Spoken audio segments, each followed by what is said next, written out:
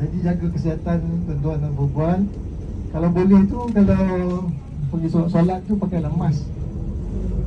Sebab saya kadang-kadang pagi tadi sebelah ni batuk, sebelah ni batuk, semua. Saya jaga-jaga. Rumah Madinah ni yang saya sebut tu, ada 5 benda yang akan ada dalam syurga. Satunya adalah kurma ajwa yang kita beli semalam tu, dia akan berada dalam syurga.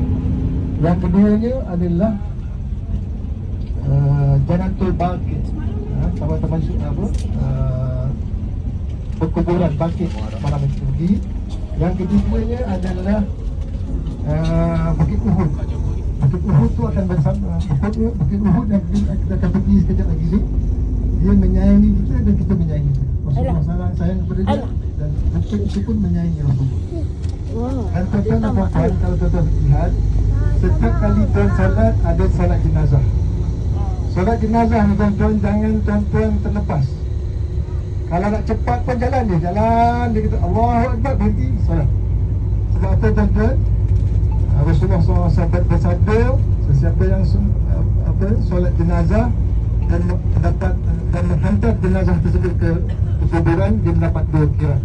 Jadi sahabat-sahabat bertanya, ya Rasulullah, kirat tu apa Rasulullah? 1 kirat itu bersamaan pahalanya sebesar Bukit Uhud. Jadi tuan-tuan akan tengok Bukit Uhud nanti, yang panjangnya 7 km, lebarnya 3 km dan tingginya 1 km.